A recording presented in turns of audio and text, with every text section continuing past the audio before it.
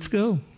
Let's give a warm welcome to these guys. They took their night off to come here, and what we're going to do, we're going to give them up to 5 minutes to explain themselves, who they are, what they're for, and what they're going to do. And then we're going to get into open mic questions. Here's the mic there. Just get in line.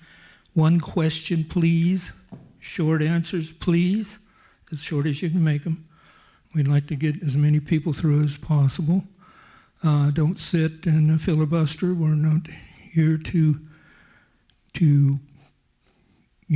make it hard on you guys. We just like to have everything move along smoothly, and we'll start at this end, and then the next question we'll start at John, and then the next question we'll start at Alton, and we'll just do a round robin through the questions. And you can go, all three go through, or all five go through and answer it. So, without any further ado, let's get on to give these guys a hand for being here and taking heat.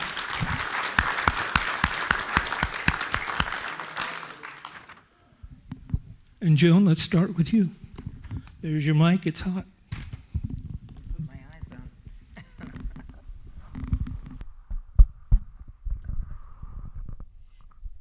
It might be easier if I stand. Can you hear it? Okay. Good evening, ladies and gentlemen, and welcome to the Sutter Buttes Tea Party Forum. Thank all of you for coming.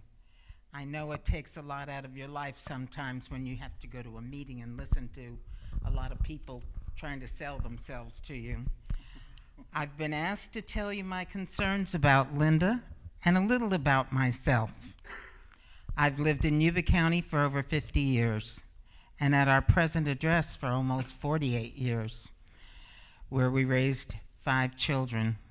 My husband retired from Beale Air Force Base.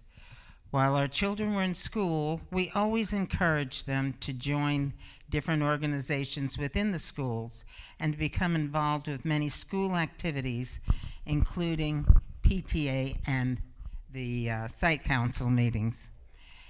Deciding to live here permanently, we joined the Beale Air Force Base Restoration Advisory Board and have been members now for over 20 years. That's the restoration of Beale Air Force Base.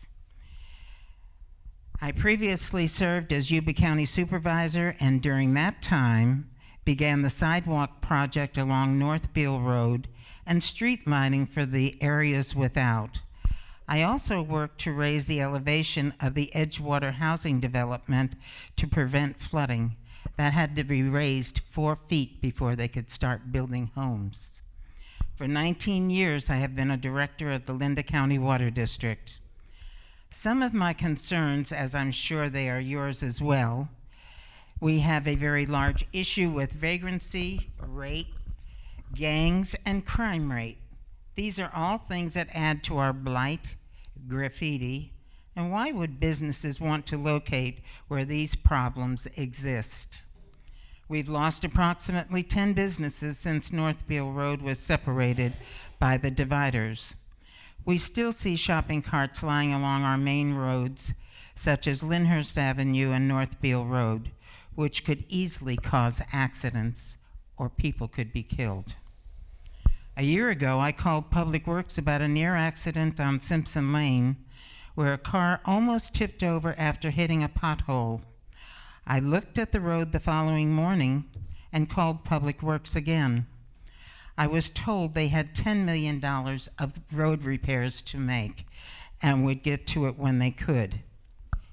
A year later, it's still, none of those holes have been repaired or filled with sand or whatever. It's been more than 30 years since the Peachtree Mall flooded, and we still don't know if they're going to tear it down or rehab it. We need to encourage economic development and new business to come into Linda by cleaning up the area and repairing our infrastructure. Recently, there was a survey regarding adding a 1-cent sales tax in Yuba County. I would be in support of this only if a supermajority or 66 2/3 of the voters supported the tax. If the measure is run in this manner, the funds can only be spent on this specific purpose. Being one of the poorest counties in the state, we need to go through the budget with a fine-tooth comb before asking for a tax increase. Linda residents receive very little recompense for their taxes. On a final note, during the Oroville crisis, a lot of residue came down the Yuba River near the East Street Bridge, and nothing has been done about it yet. As your supervisor, I would strongly advocate for getting it cleaned up. Together, we can make a difference and make a change. Thank you.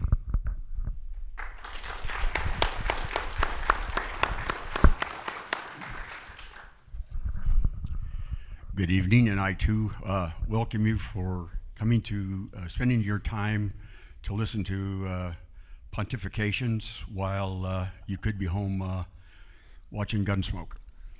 I'm going to have to put on these glasses. I don't normally read them because I'm not that old, but I have to. I am John Missler, and I've lived in the same house in the 5th District for 40 years. And during that time, I have been involved in the community.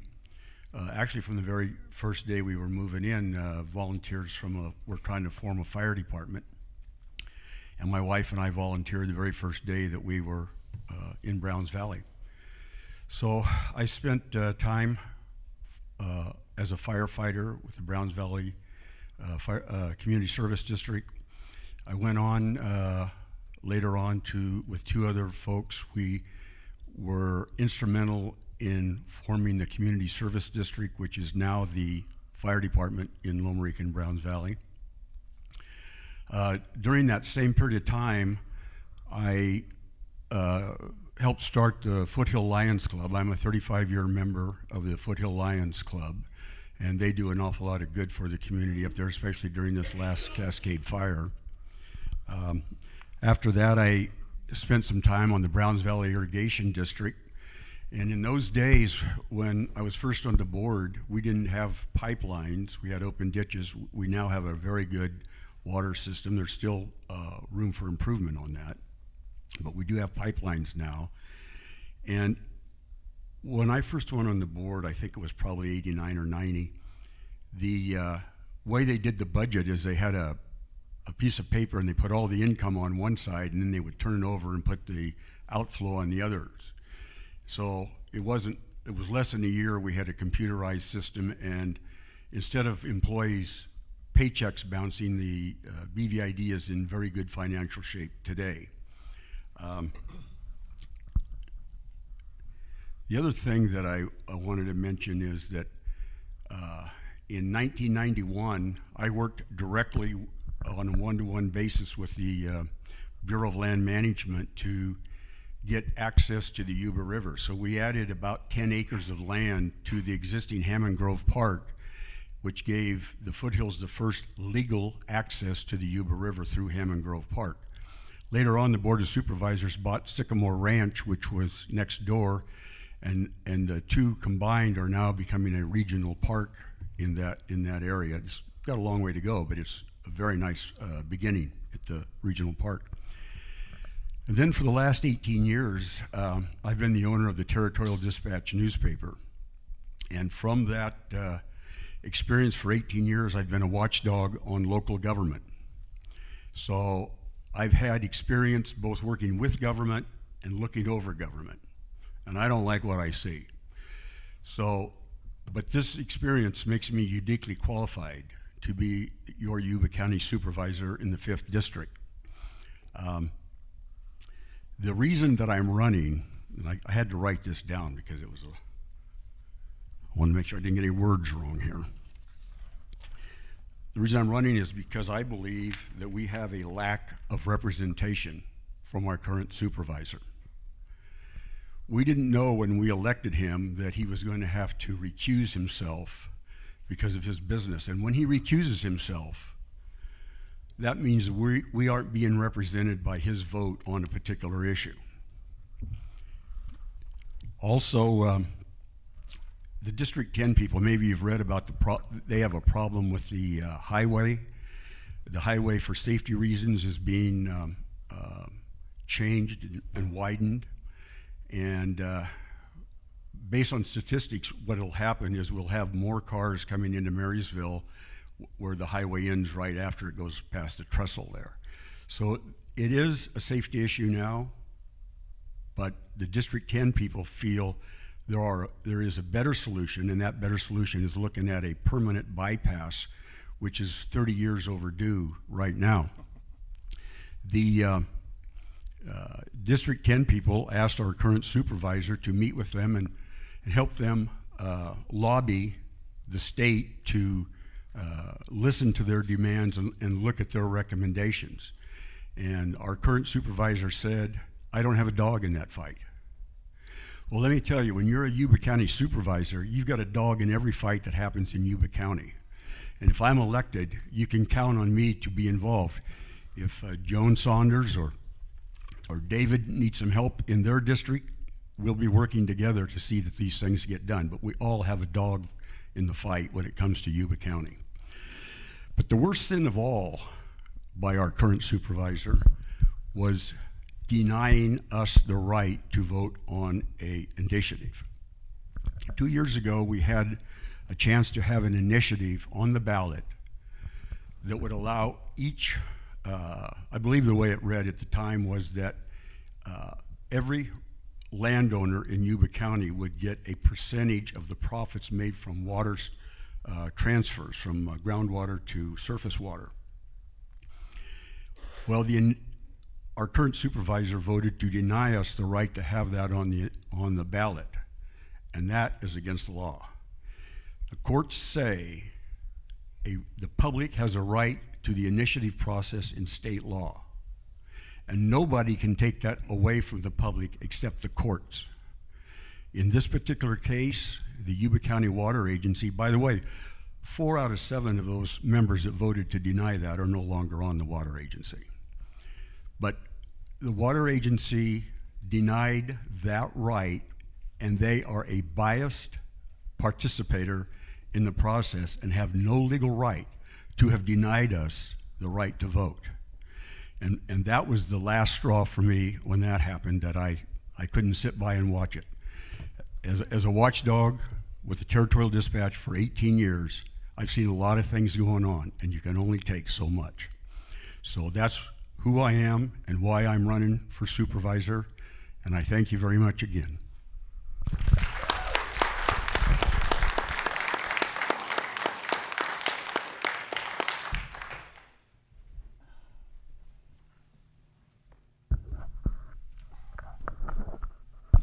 It's on.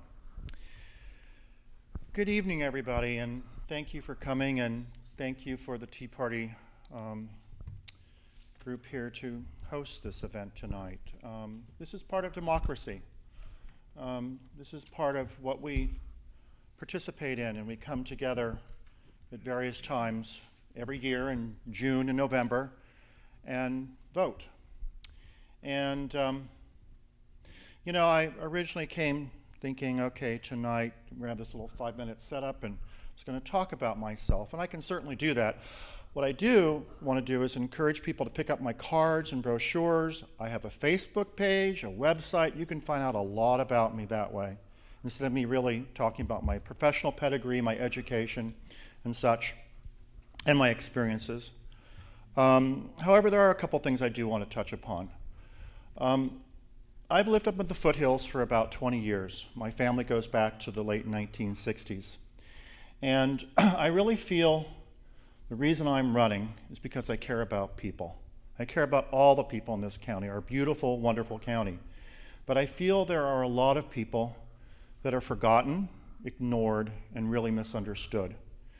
And from that, we have a 30% increase in poverty in the last year. We have a high school dropout rate of 18%. We have 7% of ninth graders aren't completing school. We have a median income in District 5 of around 34. In the county, it's 46. far lower than the state and the national averages. These sound like Depression era sort of figures to me. And I just said I can't stand it anymore. And it really was the state of emergency that was pushed through in December that really pushed me over the top and said, I got to step in this thing. I got to help people. So that's what I'm here for. And that's why I'm running. I want to help people, all people. And I want to work with all of the supervisors. It's really important. I was at a function that you were at, David, that we talked about, yes, we're a district supervisor, but we're a county supervisor. We're a county supervisor. It means we have to work with everyone and make decisions that impact everyone, even though we have constituents that have their personal beliefs and such that we need to certainly listen to. But what I really want to do that I think is really important to set the tone for this evening is read something. So I think sometimes we lose sight of what these debates or forums or whatever are really about. And I went to our very archaic website for the county. I don't know, how many of you have been to the website for the county in the last? Yeah, it's pretty tough thing. I understand that they're going to be improving upon it, let's hope. But what I did was I printed out our job description, guys, our job description. And the most salient points I want to read out. A Board of Supervisors for Yuba County determines annual budget allocation. They approve contracts for public improvement projects and other services. They make important land use decisions. They provide for the compensation and benefits of all county officials and employees. I won't add any editorial on that one. Creates boards and commissions as needed, appointing members and fixing terms of office. Exercises executive authority for the provision of local government services to the county residents, including roads, health and welfare programs, public defenders, and jail facilities. Supervisors also assist citizens in solving problems and addressing local concerns. And when I read that last point, I go, wow, yeah, that's why I'm running. I'm here to help the people solve the problems and solve our local concerns. Pick up a brochure out there, check my website out, check out Facebook, and that's it for me. Thank you.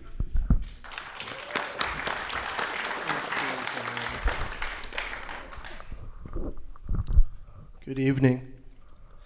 My name's David Joyce, and I'm actually returning to the area. After 9/11, I was deeply moved by the events that our country went through, and it eventually led me to enlist in the Air Force in 2003. In 2004, I got on a plane, flew cross country, growing up in Boston, and landed in California. And I was actually on 99 the other day thinking about this. What I didn't realize is how significant this place was going to be to me. So not only did my years at Beale really affect my life in a lot of ways, but my wife and my family, we moved down to Sacramento, and last year when it was time to buy a home, we spent a good 6 to 8 months purposely trying to come back here. I wanted to come back. So we came back. We live in the Orchards area up in Marysville, and we love it. I mean, picture perfect for us. Air Force neighbors, beautiful house, beautiful neighborhood. Having worked in politics for about a decade, working for Congressman McClintock in several campaigns, I almost immediately saw a lot of red flags, major red flags. So whether it's the county supervisor or the county as a whole, there was things that quite honestly kept me awake at night. So I did a little digging. Started meeting with people, started looking at some numbers and whatnot, and what I found is that Yuba County lived up to its reputation. It's broke, it's corrupt, and it's outdated.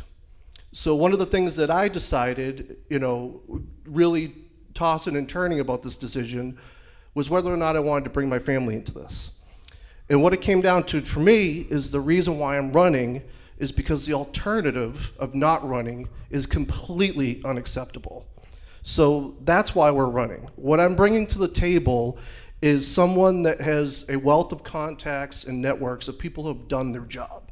So as much as we love to talk about bringing people to Yuba County for jobs. I know people have actually done it in California. And these people have reached out to me and said they're going to support me 100%. When it talks about our county budget, which, you know, is what, $3.5 million in debt? Or did we borrow that from the water agency? Is that roughly accurate?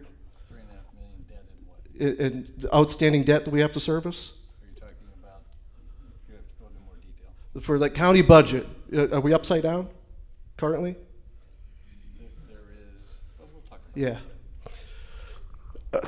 So one of the things that I did was I reached out to Citrus Heights, where Chris Boyd is the city manager and was also police chief there.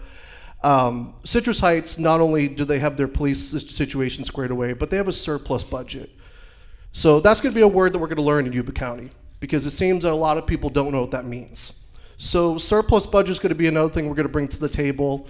As far as the blight goes, when I'm supervisor, the Peachtree Mall will be getting served into ordinance, and it will be served with a blight notice. Because one of the things that happens is what I brought up with Randy here, we have a culture problem, okay? Let me tell you what the culture problem is. We have a police budget of $13.5 million, of which roughly 3 or 4 million of it is coming from outside agencies, including an ICE jail. If we lose that ICE jail, we're going to lose almost $3 million in the budget. We have pot growing that's completely out of control that we're treading water on, but also more importantly, we have $57 million in expenditures last year to welfare. That's a third of our $176 million expenditures for our entire county. We have a culture problem. Part of that culture problem, I think, is political laziness. People that won't talk about the problems because they're too busy cashing a check. So to end my introduction here, I want to let you guys know a little bit about what I'm going to do. My wife and I not only are self-funding our campaign, but I'm going to formally announce right now that when I win my supervisor race in June, I will be donating half my salary back to the county. And it's going to go towards blight and neighborhood cleanup and garbage and everything else that we have going on in our district. Thank you.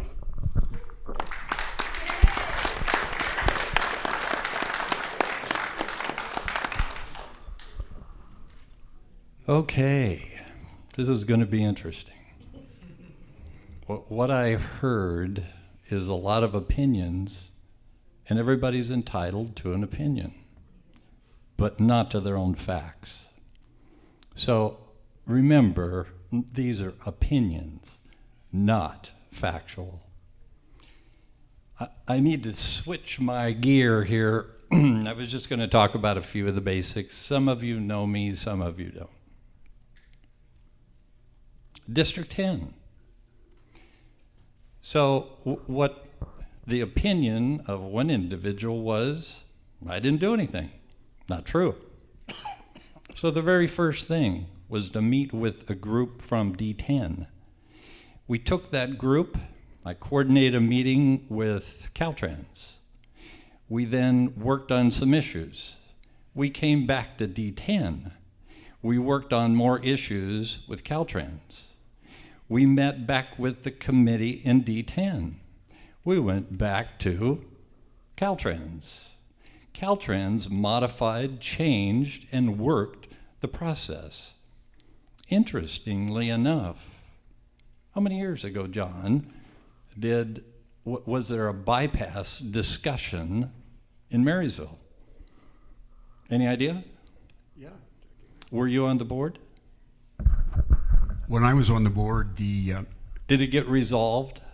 it, Did it get resolved? do Did you we wanna end keep- up with a Do you want to bypass? keep asking questions, or do you want me to answer it? Go ahead.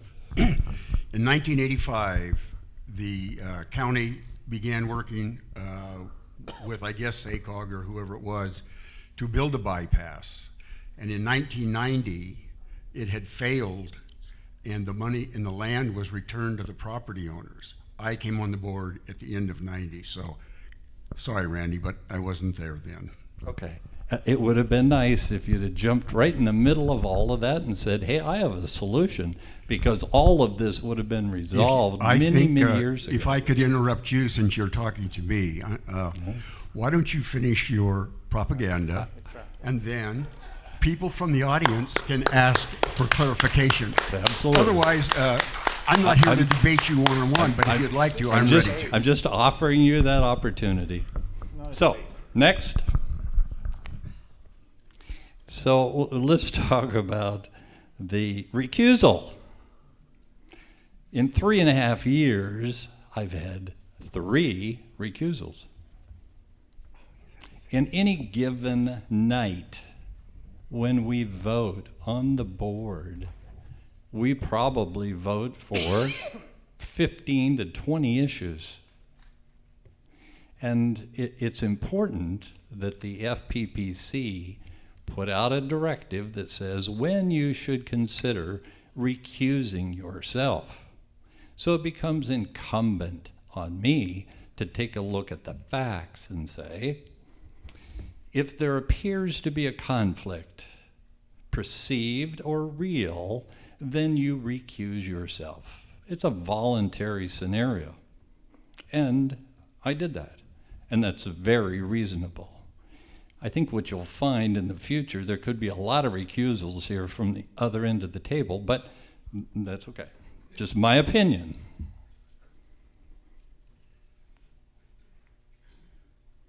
The water. There seems to be an issue with, there was an initiative 2 years ago that was laid in front of multiple attorneys from both sides of the table. And those attorneys came to a decision along with the board that said this is illegal. You understand, no one supervisor makes that decision. You voted for 5, and all 5 said, no, this is illegal. The attorneys substantiated that.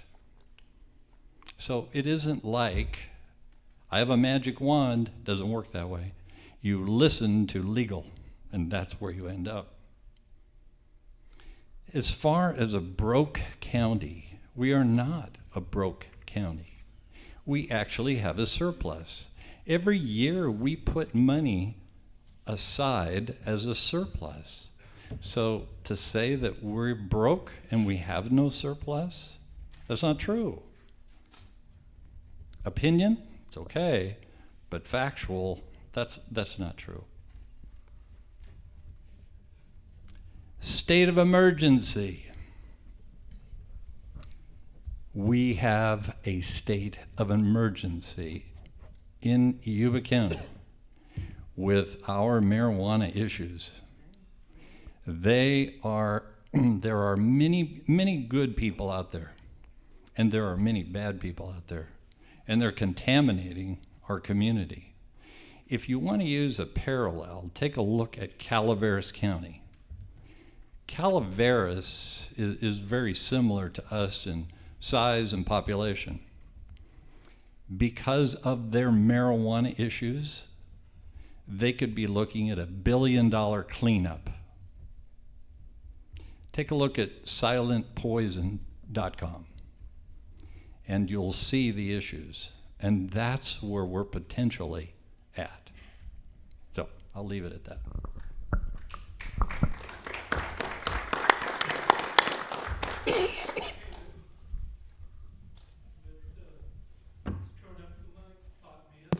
Thank you.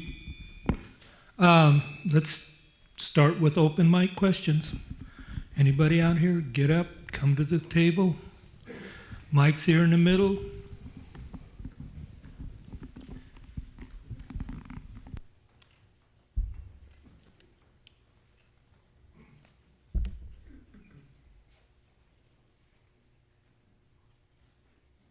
I'm Monty Hacker. I think that's on. Can you hear me? We can hear you. Okay, that's the main thing. I've got a question for Randy, because I've known Randy for lots of years. Isn't sure. Okay. Monty Hacker. That's why I couldn't. Whoa, now it's squealing, guys. Okay, I've known Randy for a lot of years. My big concern, and nobody here probably even remembers it, but we had Magnolia. Magnolia is not dead. It's going to get a new name. We got an owner. Okay, you got the squealing done? I was trying to stay away from the squeal. Al Montana may not be the big player in that again, but somebody's going to step in to take his place. My biggest concern, and I'm not from District 10, is the fact that you decided to step back on all the people that's up there that knew about it and didn't represent them. And to me, that's very important. If you're going to run for supervisor, all of you, and you think that you're going to have to bow out because you insure somebody or you work for them or you did work for them, do me a favor, don't run for a supervisor. We need supervisors that can help make the decision of what did I say at every board meeting of the people, not of what you think or what Mary Jane thought was right or what John Nicoletti got paid off. And sorry to say, but Andy Vasquez, who took money from Al Montana, decided he was going to go for it. I talked to him about 5 days beforehand about what was going on. I wish he was here because I wanted to confront him with it. And he said, that shouldn't go in. I have a young lady sitting over here that's been at the base as long as I have. I got here in 1972. My wife served. We live out there. I know where the runway is. I worked at the game farm off and on through 10 years. I don't want a supervisor that can't vote on stuff or go back and get the people's vote. Get the people to vote on it. I stood at Walmart in the rain. So did my wife. To get signatures to let the people vote.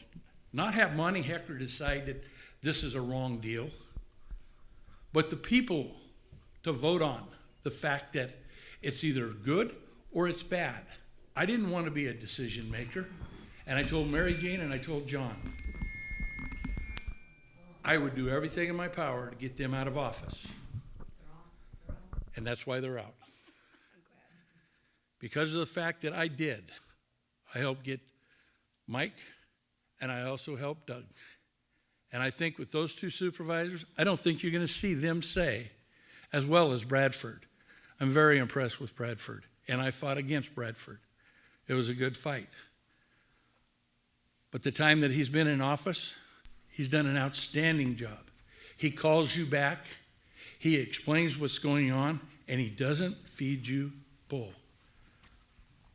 That's what I'm mainly up here for. I really don't need nobody to talk to it unless you want to, Randy, but I was very upset over that. And I think everybody that's on the board needs to take a piece of humble pie and remember you're up there for the people.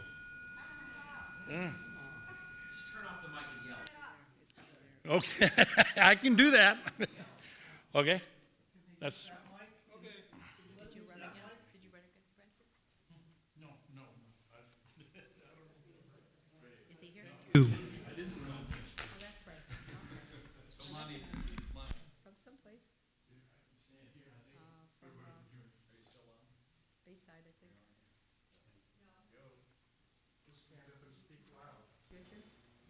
Lee.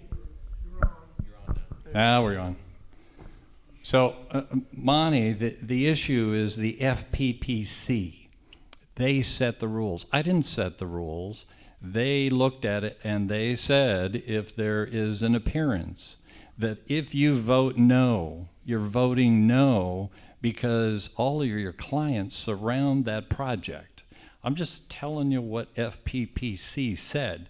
If the appearance is when you vote no, it appears that you're voting no, or it could appear that you're voting no because of the clients. And because of that, you are mandated by the FPPC rulings to recuse yourself. And that's the answer. Real quick, so I don't tie everybody put that word out, rather than in a meeting. It was in the meeting, and I disclosed that in the meeting.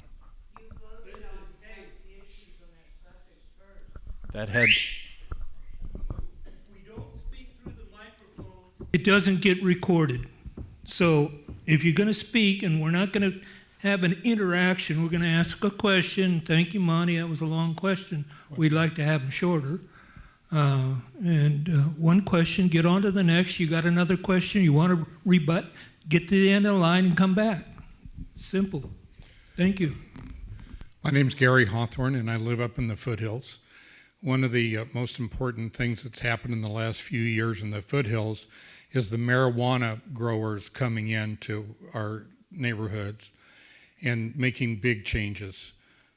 Dogs, shotguns, can't go near your fence, all that sort of thing. So the people of Yuba County are aware of this, and we've had 4 straight votes essentially against commercial marijuana. Now, there's some folks, I think, that still haven't gotten it. Alton, what would you change in the current marijuana ordinance of Yuba County?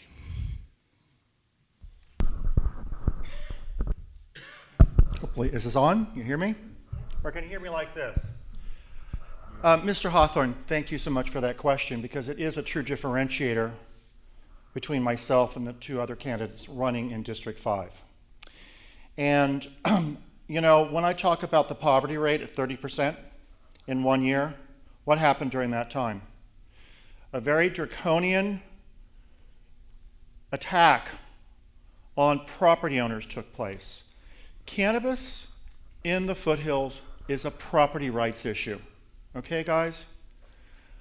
The big grows have got to go. The ones that are cartels, I sat down with the sheriff and he instructed me about all the terrible things that are going on in homes where they gut them, take the electric. That's all got to go. It's ruining our environment.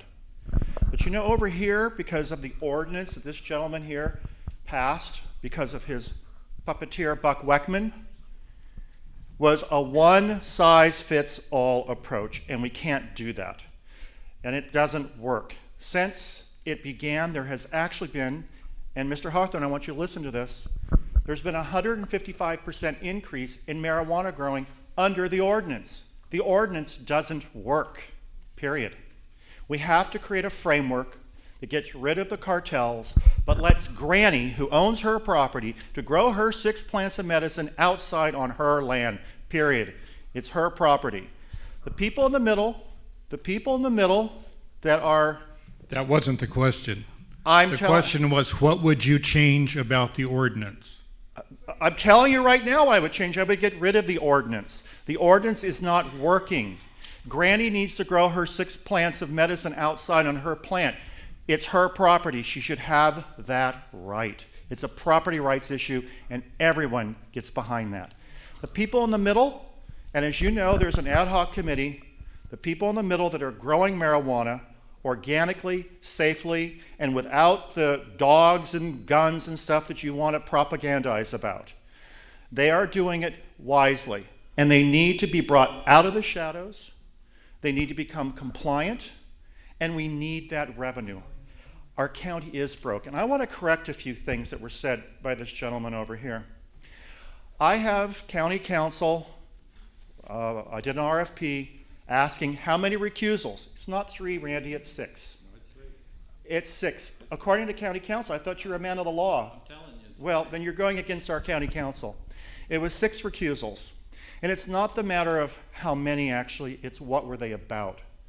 It's what were they about.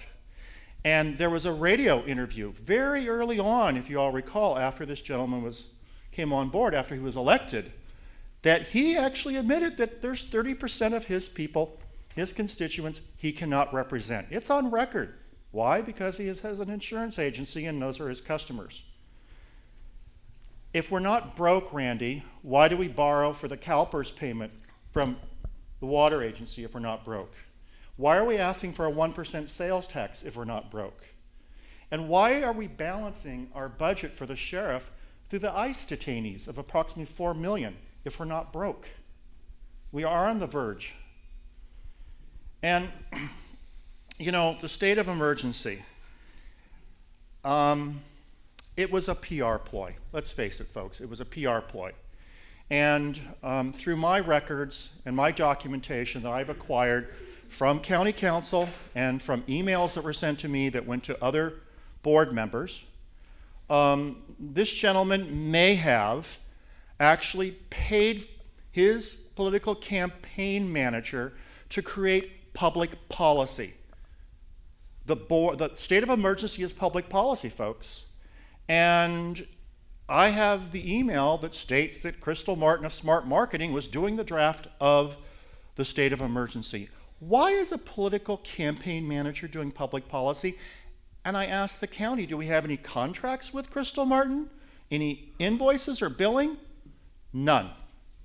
So something's fishy here. I've presented to the board, and I was instructed actually by county council, not as my advisor, she can't do that, was to take it all. At first I thought it was just maybe misconduct by a board member, but it's actually malfeasance of an elected official. And I was instructed to perhaps take it to the grand jury, and that's what I did. So hopefully the grand jury will investigate this and the truth will come out about who paid Crystal Martin, a political consultant, to create public policy about a state of emergency, and why didn't the county, if they needed that help, go through a bid process, and why weren't they transparent to try to get the right person to do that job? That's not the case. Someone went down to Sacramento to grandstand. Thank you. Okay, thank you. Listen, we're not here to debate each other. We're here to ask the candidates questions. And let's do a round robin. No, you know, we've had 2 people talk so far, 3 people talk so far. 2 here on the end, they haven't got any questions yet. Ask a general question. I'll demonstrate how this should work. Joan, you said you were instrumental in raising the Edgewater development. Was that 4 feet? Yes. Okay. What was the cost of that to that developer to do that? I don't know what the actual cost was, but he was willing to do it in order to start building. Of course he was, because he passed it on to the homeowner. They can't hear me? Go ahead.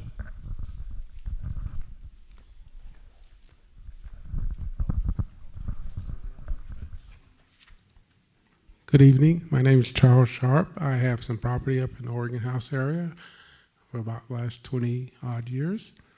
I've worked with Randy first kind of on a business venture up in the foothills, and I've worked with John sometimes.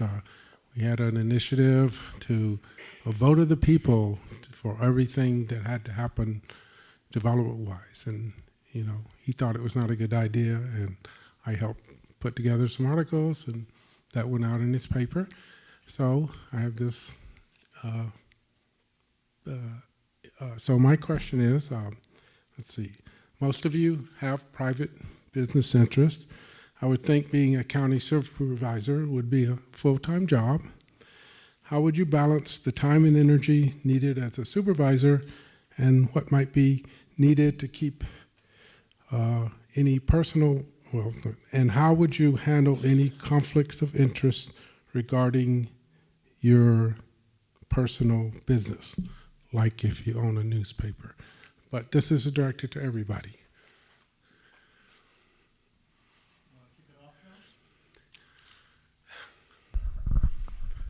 Well, I don't have any conflicts of interest. I do work part-time out at the commissary at Beale, and maybe the conflict is people living all over God's green acre, because I talk to them all. But no, I don't have any conflicts. Time-wise. Time-wise? Yeah, your time that you have to put toward being a supervisor or the county government business, and It would be full-time. The government work. Yes, Exactly. absolutely. Okay. I've already contacted my other job that I would be going if I'm elected. Right. Well, that's more specifically your time, the time balancing it with a private business versus working for the people. Exactly. Good evening, Mr. Charles Sharp. Is this on? Can you hear me okay?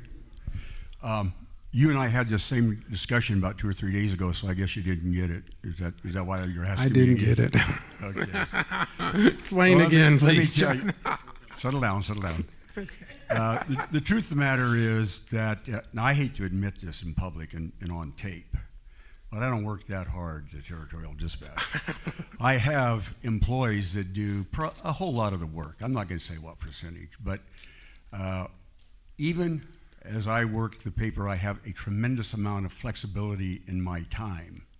And when elected, I probably will hire a part-time person just to make it easier on my staff. But believe me, no, you can't have the job.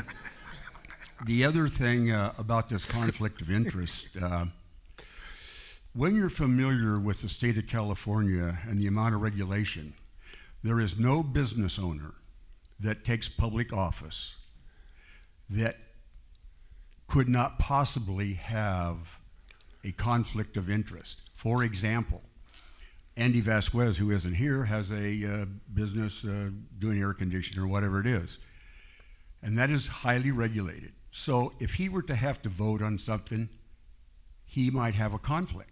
But here's the difference between Mr. Fletcher and Mr. Vasquez and myself. If there were a conflict before the Board of Supervisors that dealt with my newspaper, it would only affect one person, that's me. It would not affect the people that I represent. Mr. Fletcher, when he recuses himself, he is not representing his constituency. If I had a conflict of interest, I'm the only one that gets hurt. It doesn't stop me from voting in the interest of the public. It just stops me from voting in my interest. Now, for the second time, is that clear enough? Okay. I have no conflict of interest. And by the way, Yes, sir. as old as I am, I'm smart enough to know before I ever got in this, and I checked with Fair Political Practices to make sure I had no conflicts. And let me tell you, I have no conflicts. So I hope this doesn't come up every meeting for the rest of the year, Mr. Sharp. Okay, John. Thank you.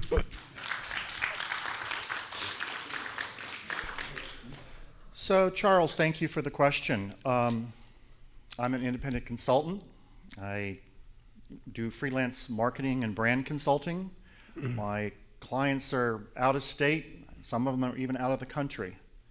I can let it come or go as I please, but I know as a supervisor for this county, the mess that it's in, it's not a 100% job, it's a 1,000% job, okay?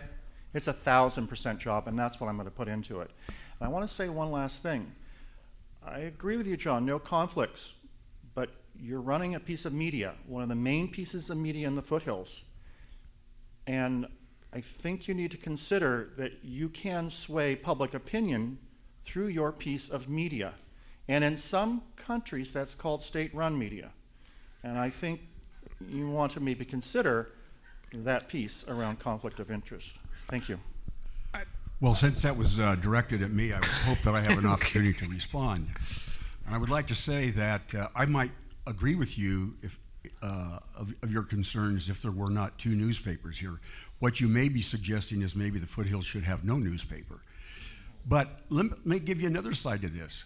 What if you, for the very first time, had true transparency in government?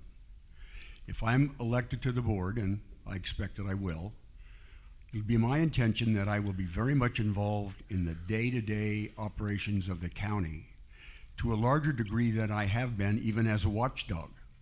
So let me assure you, the public will know more about their government than they do today. Okay. In response to the question about serving the public and making it full-time, I don't anticipate any conflicts of interest, but I do want to share a quick story, kind of my mindset when it comes to that responsibility. First of all, I have a moral obligation to serve these people. I'm taking their tax dollars. Secondly, when I was in the Air Force, the mentality that I look at it is that one time when we were working, we had to work different shifts, weekends. There's no 40-hour work week in the military. So one of the weekends we had to work, there was an airman that I worked with that was complaining to our commander and said, "But I don't have a babysitter Saturday."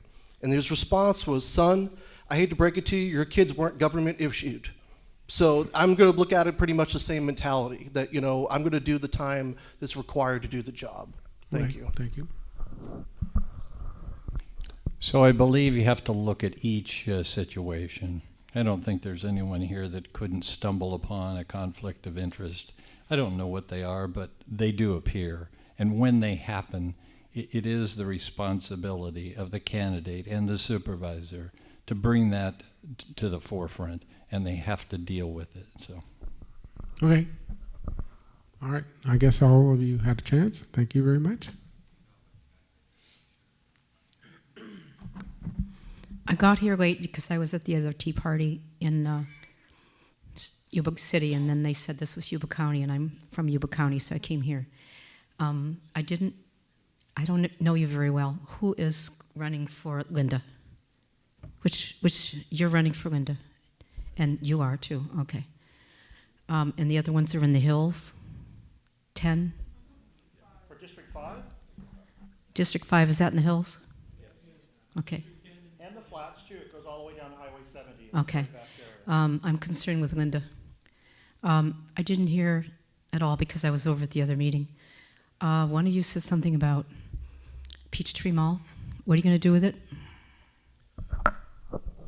I'm going to do everything humanly possible to serve it with a blight ordinance. So whether that means, bringing in state authorities, town halls, whatever we need to do, because at the end of the day, it's been over 30 years, and there's no plan. So, we kicked that can down the road too many times. It's time to do something about Right, it. it's been there since 1985, empty. Exactly. It's ridiculous. But also, too, one of the things I want to point out with that, too, is that I'm a huge fan of broken window theory. I grew up in Boston. It saved our city. I saw it work in New York.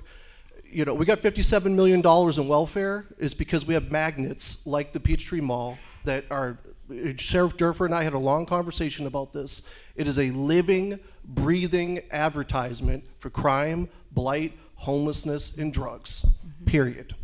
So what would you do with it again? Blight notice, ordinance, To the owner? to whoever we need to do it to.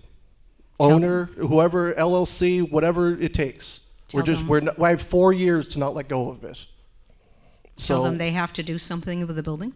they're going to have to do something. It's And, about- more importantly, I'm more concerned with code enforcement with the county and what their response is going to be as to why they're not going to do something.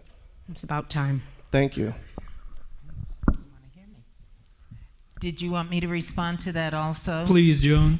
Well, on the Peachtree Mall, the 30 years, that building has got to be deteriorating like crazy.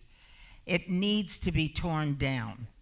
And code enforcement does have a necessity to go there. The unfortunate part is code enforcement all of their time right now is being taken up by the marijuana problem. And they're doing very little in other aspects of what's affecting us, the taxpayers. Consequently, my feeling is code enforcement needs to go in there and condemn it, and it needs to be destroyed and rebuilt. There are 2 businesses that I've heard of since I've been talking to people about running that have said that they know of 2 businesses that want to go in, but they won't go in that building. Consequently, we need to push on code enforcement. Thank you.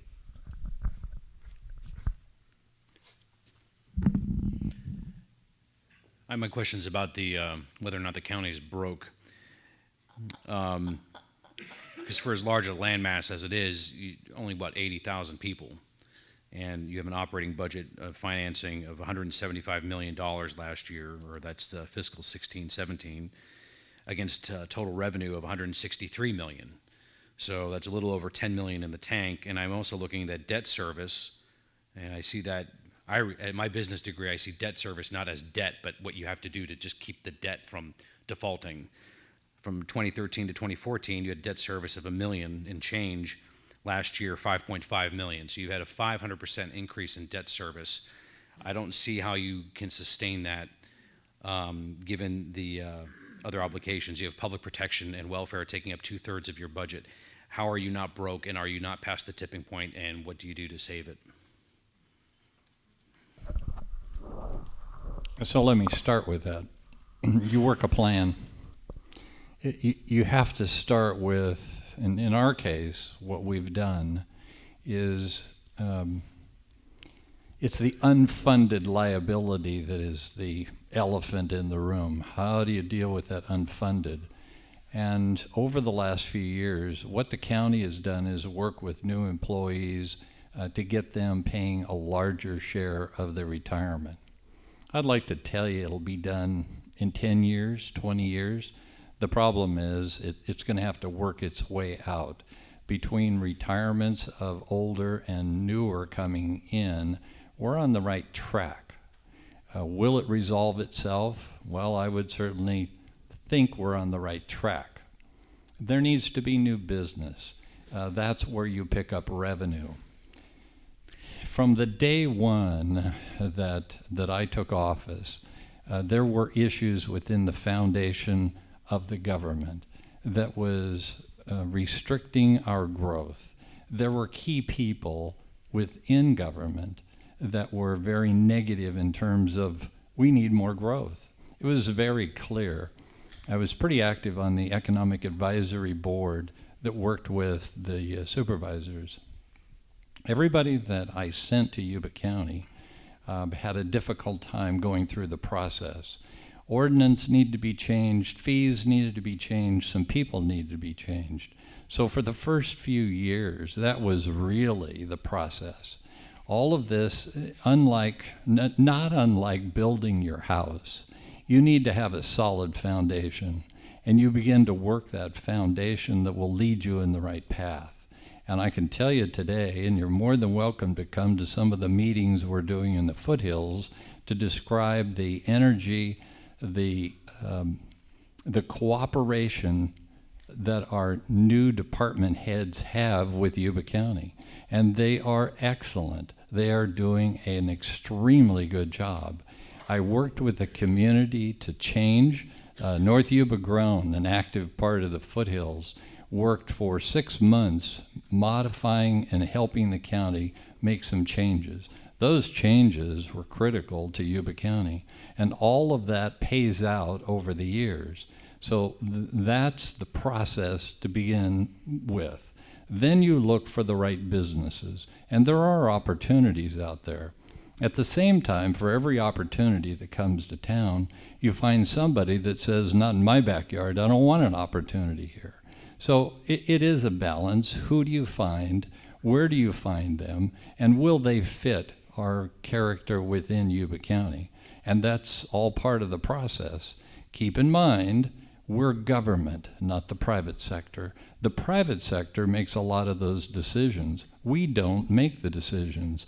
We don't write the checks. We don't build the buildings. We make the opportunities for the private sector that are reasonable, and that's where we're headed. It's very good. Thank you, Supervisor. Let me repeat the question for the other four. $175 million bottom line financing on the budget last year. Your top three expenditures. Number one is $59.2 million for public assistance. Number two is public protection, so I'm going to take that as law enforcement plus its peripherals at $50 million. And then you have general at $26 million and health and sanitation, public ways and facilities at $21 million. A full 1/3 is going into a non-revenue generating entity. Again, the question is, are you not past the tipping point? If the county is not broke, how do you dig yourself out of that hole? That's a lot of money for only 80,000 citizens. Vote for me in June.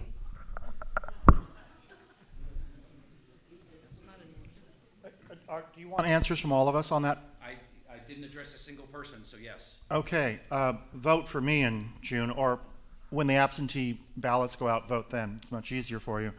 Mr. Fletcher mentioned a phrase that's really important that everyone understand, unfunded liability. Does everyone understand what that means? Yes. You don't have money. Okay, unfunded liability is what we pay a retiree pensions and their benefits package, okay? That's unfunded. It's actually $143 million that we have unfunded liability annually. And I've met with our county administrator, Mr. Bendorf, several times. I appreciate your figures, but I actually got a figure from Mr. Bendorf about how much of our budget goes, I have it in an email actually, how much of our budget goes to public safety, the DA. It's 72% of our budget is going to law enforcement. 72%. That's huge. And you're absolutely right. It's not sustainable. But I want to tell you one last thing.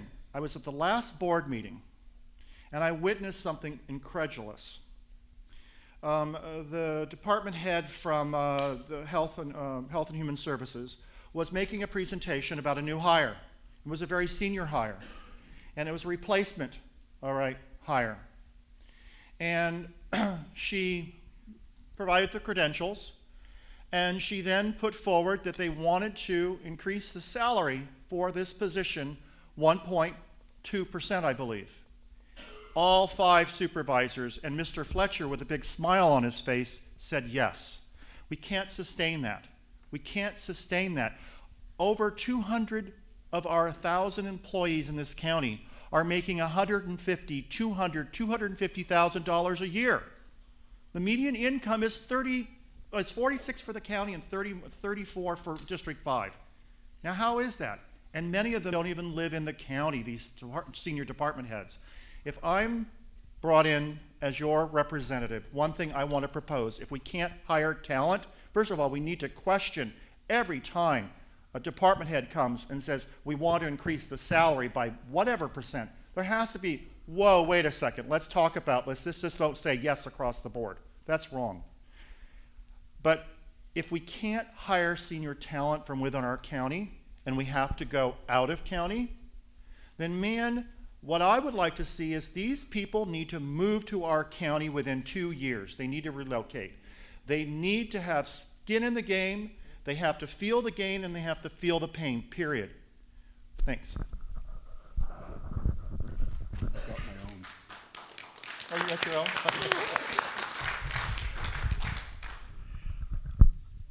Let me, I think I'm going to maybe correct you unless I misunderstood you. Maybe you did. But correct me if I'm Maybe wrong. you were right, Yeah, maybe right, wrong. right. Okay. So anyway, I think the 72% of the budget, I think what you're really talking about is 72% of the discretionary budget. The general fund. Yeah. Yeah, the general Okay. fund. So I was right. Anyway, the 72, it is a chunk, but discretionary spending is what the Board of Supervisors have control over. And 72% of that goes to law enforcement, which is not enough. Back in the 90s, under Sheriff Gary Tyndall, they started the ICE program, which was housing and feeding illegal immigrants as they moved them. They made enough money off of ICE that completely supported law enforcement, 100%. Law enforcement was funded. Over the last 20 to 25 years, or whatever the period of time is, the Board of Supervisors have taken money from the ICE and used it for pet programs. So they've actually taken the money out of the Sheriff's Department to fund other things that they wanted to do. So now we see a 1% sales tax for fire and sheriffs, because nobody's going to go get a tax to take care of the homeless. So what you do is you steal the money from the sheriff and the fire department, and then you try to pass a 1% sales tax, so otherwise the cops won't show up at your house. So what I think we ought to do is, and Mr. Fletcher's been through 3 budgets already, what we ought to do is take a new look at the way we do budgeting. And we should have a priority set by the policymakers that law enforcement will be our #1 priority. And only after law enforcement is fully funded do we begin any of these extracurricular spending. And what I would also do, the truth of the matter is, in the entire budget, the biggest expense is a combination of PERS and public payroll and health insurance. That's the largest single part of the budget, or that right there. So what I think should be done, and when I say these things, I don't do them because I think I'm smart enough that I will dictate this. But I would certainly look into the possibility of what the side effects would be to starting a hiring freeze, and through attrition, you get rid of some of these higher paid people, and you'd cut down on your PERS, and I would go so far as to say that no one in the gets hired into the county without the approval of the Board of Supervisors. Now, I know that's radical, but I would think that the county administrator should have to come to the Board of Supervisors and request whether it's a position that we absolutely have to have or it isn't, and let the Board of Supervisors be responsible for that budget and for the future hiring. I think that's a pretty radical idea, but it also is what I believe supervisors should be doing. Watching that budget, law enforcement #1 priority, hiring freeze, and when you bring people in, you bring them in under a different PERS scale than the current PERS scale that we're working off of. Does that pretty much answer your question from me? Okay. Well, living in an area where we have a lot of crime, I tend to agree with most of what has been said. We need to really go through that budget and make some major cuts. When people are given money for doing nothing, why would they want to go and get a job? You know, maybe we need to say, look, we're going to give you your welfare payment, but this is what you need to do in return. And this is something that we've never insisted on, but I think it's time. I'm tired of going around and seeing people with this in front of them, and they've all been smoking cigarettes, and they have a dog with them.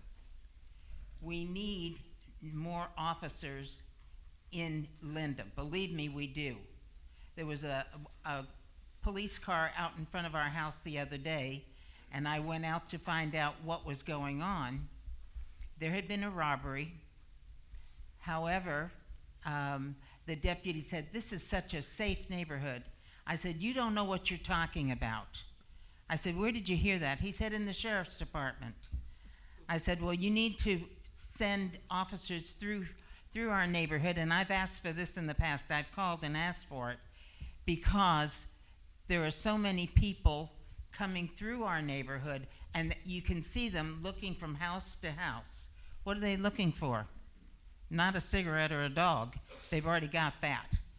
Consequently, we all need to pull together and go through that budget, as has been said previously, and rearrange how we're spending our money, because I think we're wasting a lot. Thank you. Would you mind if I clarify just a couple of things here? So, John, understand that you're right. There's 24 million, give or take. Actually, it's closer to 29 this year of discretionary fund. And 70% is used for public safety. And the balance then runs the other departments. Other departments like, okay, let's take away the budget from the assessor, the tax collector, the clerks, the clerk of the county, which we cannot run without. It is a mandated position. I will challenge anyone in this room tonight to please, you want to put together a committee. I am very interested in you. I will bring the stacks of budget to you, and you're more than welcome to go into detail. We'll create. The problem is that I see here is absolute misinformation. They do not understand how the system works. It's how they'd like it to work and what they think they can do. The problem is it is a 5-man board. I am about as tight, and you can ask my wife this evening, as they come. But it does take a real budget to make this county work. You want services. Can we cut all the services? I don't believe so. So it's a working process that you have to put together. And everyone on this panel has that opportunity. You don't have to be sworn in. You don't have to be elected. You have opportunities. This is America. You can actually come to the board in your district, to the entire board, and say, could we have a committee and work on this? I'm telling you, if you got ideas that haven't been exposed bring them to the table. We're open. You show me something that isn't here, and I'm very interested. The CAO brings all of the expenses to the board, and the board makes that decision. It isn't that we interview every employee and decide who we're going to hire and fire. You're looking for huge lawsuits, so it's handled in a process. But they actually bring it to the board, and we do look at it, and that's an important issue. So just a point of clarity. Thank you. Next question.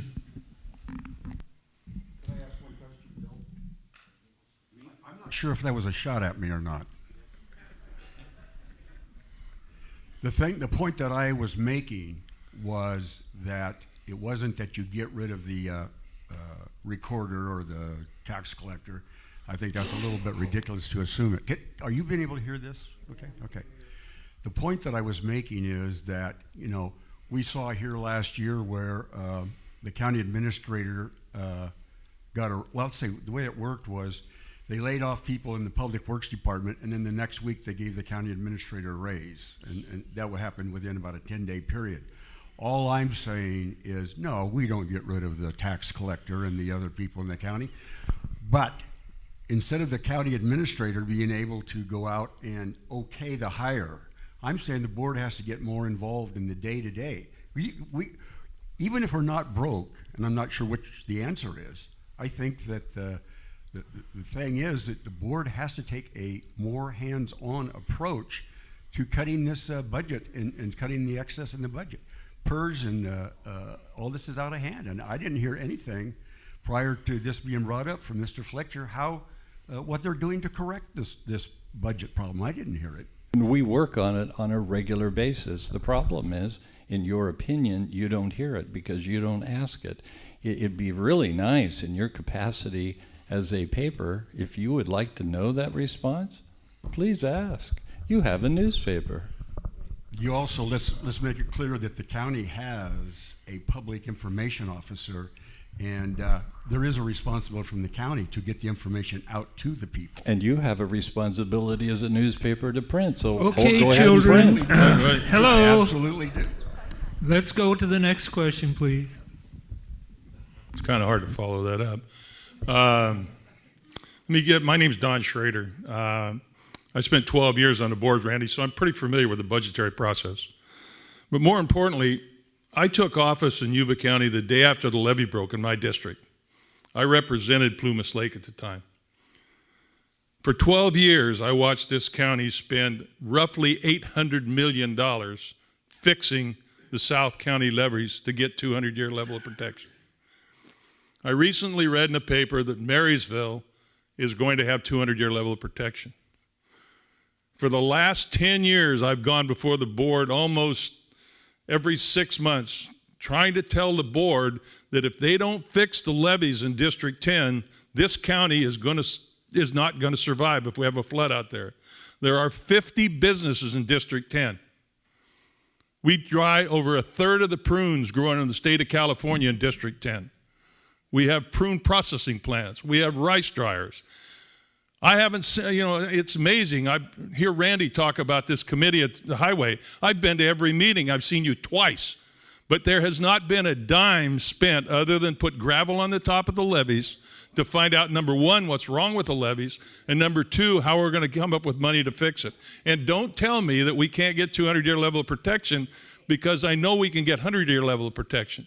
I'm asking you the 3 board members that are running for District 5, are you going to support District 10? I heard you say you support the people and the businesses in the foothills. There is no business in the foothills as large as one of the businesses in District 10. But you haven't done a damn thing in District 10. So I want to know from all 3 of you people what you're going to do to help fix the levees in District 10, and give me a timeline. Thank you. So let me start with this piece of it. What you don't, first of all, you have not been to every meeting that I've been to. I don't know where you've been, but I've been there. So I've been there, you haven't. As far as the Yuba County Water Agency, I didn't say anything about the agency. The Yuba County Water Agency is the funding mechanism that will support the levies. You should, by all means, after how many years? 13 years? 12 years. After 12 years, have you looked at the budget and the potential and the expenses that the Yuba County Water Agency is setting on? And do you have any idea what those expenses are? And how many of those meetings have you come to work on that budget? Randy, there How is many? $800 million spent in the South County. How many?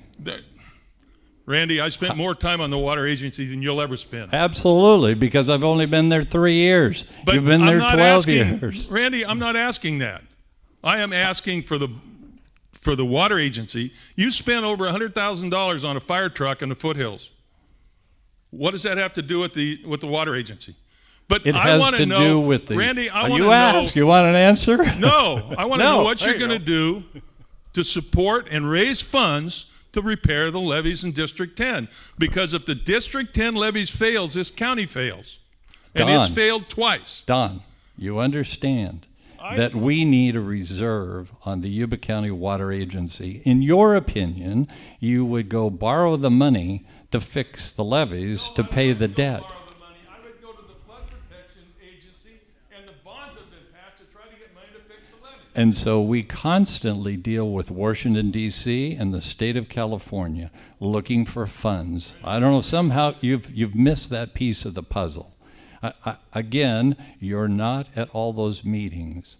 So we continue to look for those funds. At the same time, this board of 7 individuals, not one individual. Now, I could jump up on top of the table and shout and holler, but it wouldn't do any good, because the board is a very reasonable board building a budget that needs to have reserves to carry this billion-dollar operation out for the next 50 years. You do not want to listen to that, but that's the truth.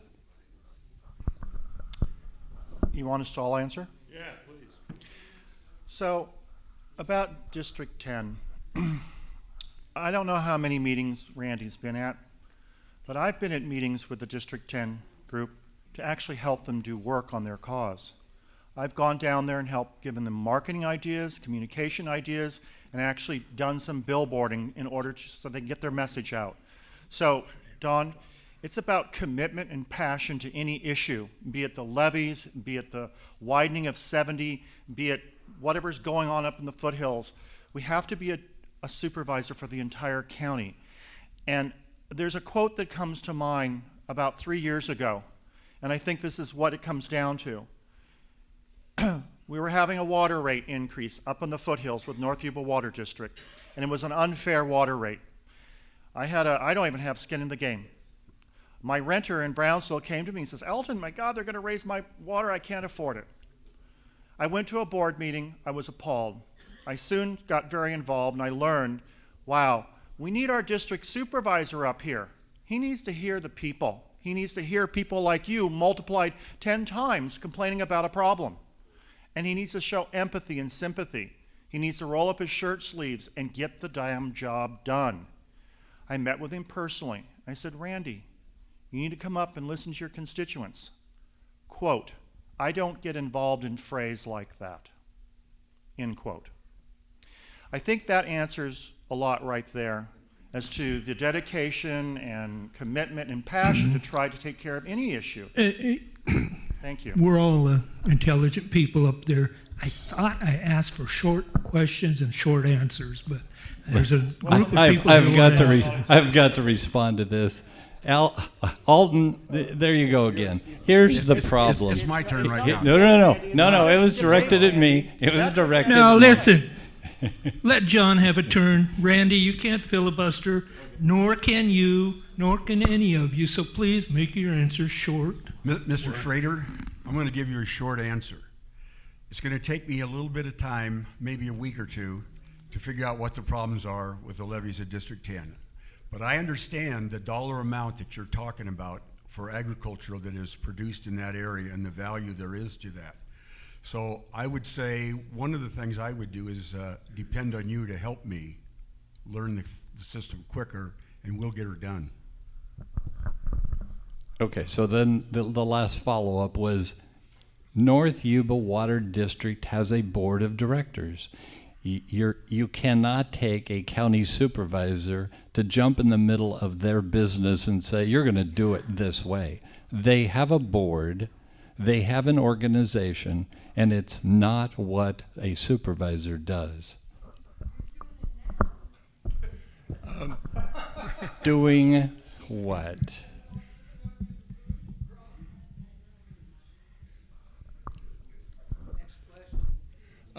I'm Charlie Matthews. I was born and raised in District 10.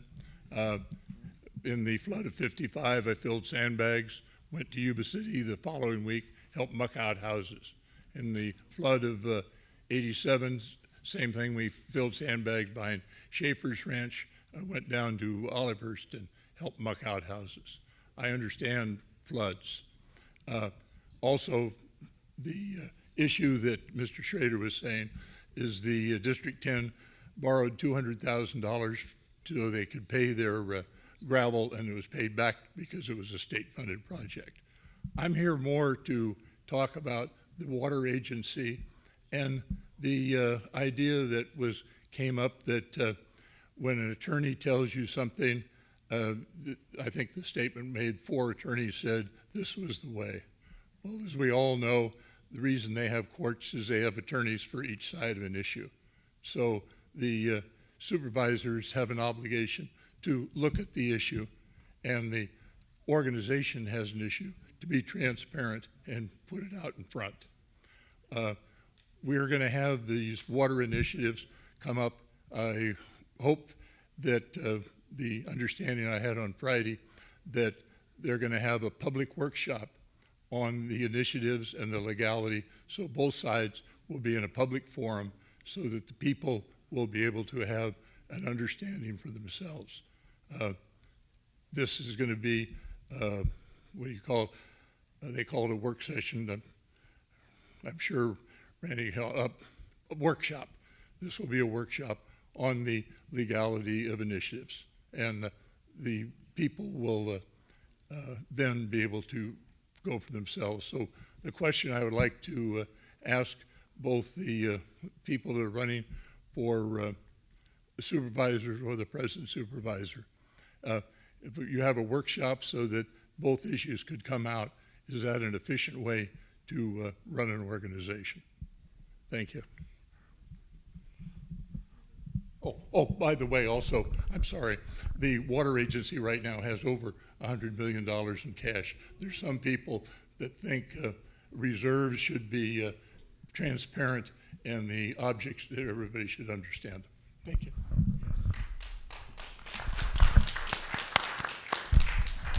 Mr. Matthews, I think that the question that you asked was whether it was a good idea to have the workshop, and I'll tell you, I've been trying to figure this issue out myself, and it is very difficult to be able to tell the constituents exactly what this water initiative does and how it works.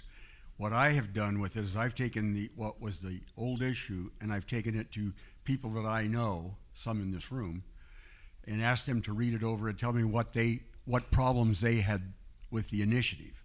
And no one could find anything wrong with it. In fact, one of the people in this room told me, I don't find anything wrong with it, I just don't think Charlie Matthews should be the face of it.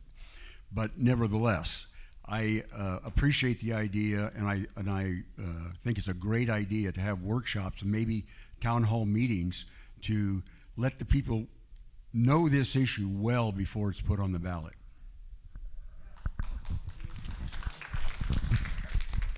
I agree wholeheartedly. I think anything that we can do that involves the public is critically important. You know, if you know the budget, guys, is this thick. How many of you read the budget? Show of hands. I want to do a one-pager that goes out annually to everybody in the county, every taxpayer. Something simplified so people understand how their money is being spent. There is such an extreme disconnect between the people in this county, especially the further you go up in the hills. They have no idea what's going on down here. No idea. And we've got to connect the people with our government. So workshops, town halls, you leveraging technology. You know, there's a lot of people now that are younger than many of us in this room, and they do have smartphones, and they use their smartphones to find things out. I'm finding that out in my campaign. 60% of people who are following my campaign are doing it on their smartphone. So we need to find ways to communicate with younger people, younger audiences, families, and get them involved, because they're going to be the future of our government. They're going to be the future of our county. We got to get them involved. Thanks.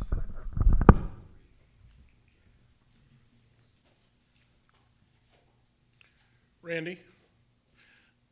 I want. Okay, you're waiting for. Okay. Just to follow up that with the workshops, I want to piggyback on that. I do think it's a good idea to have the workshops, and I do think the water agency needs to be more transparent with the money that they have and the loans that they're making. But I want to point something out. One of the problems that I noticed in Yuba County right off the bat, I encourage everyone here to go on the boards and commissions on the website to see what time they're at in their undisclosed locations and randomness. The meetings themselves are at 9 o'clock in the morning. I got a major problem with that because the majority of the public can't attend these events, but also too, I worked for a congressman that every other night was doing a town hall at 7 o'clock at night. So if we are going to do the workshops, we're going to have to do them where people can actually attend them. So as far as the workshops, I think it's tremendous. I would like to get more people involved. The problem is most people aren't involved and they don't spend the time because it is a lot of time.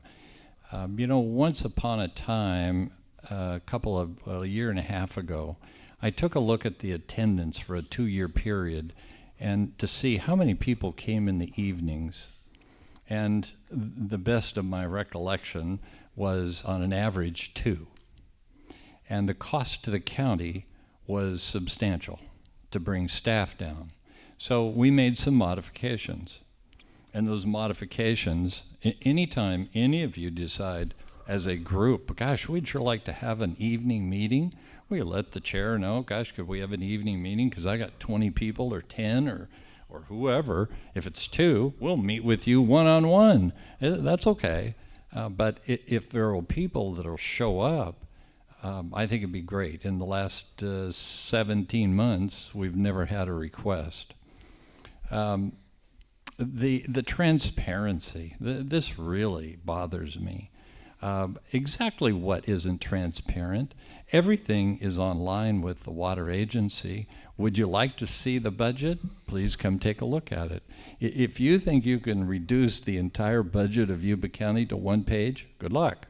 It is you can do that, Alton. You get it down to 1 and that just opens the door to what is all it doesn't mean anything. So I'm sure you will somehow. It takes more detail. There's no silver bullet. There's no quick answer. It just won't happen that way. But there isn't anybody on this board, any board member that's not willing to spend time and take a close look of any of the budget items that are presented to this county. So all you got to do is ask. We're available.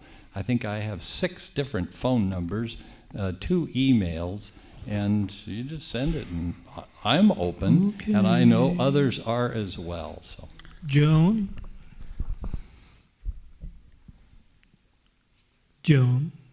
go ahead. I think he wants your answer to the last question. I think town hall meetings are wonderful. During the daytime, you're not going to get the response from the public that you will in the evenings from the working person that's paying the taxes that will attend these meetings. And I think the public would be exceedingly interested in knowing where the money's coming from, where it's going to. And talking about the levees, I want to just bring up one thing. Last summer, as I was coming down North Beale Road, they were digging into the levee behind Walmart. And I went to the water district, they knew nothing about it. I called Reclamation 784. They knew nothing about it. I asked the fire department. Nobody knew anything about it. And then finally somebody said, well, I don't think the levees are safe. Yet we have been told that we had a 200-year safety net around us. Consequently, I think your town hall meetings need to be held in the evening. Thank you. All right, Randy, in your opening statement, you said that you have a surplus. Okay? Maybe a surplus is different to you and I, but normally if I have a surplus, I don't start looking for more money and where it's going to come from with a 1% tax increase. Can you explain that? So the surplus, when we put together the budget, we set aside somewhere around $2 million from the funds that we can actually touch. I guess you would look at this in terms of, do you have a house? Yes. Do you have a debt? Yes. Are you bankrupt? No.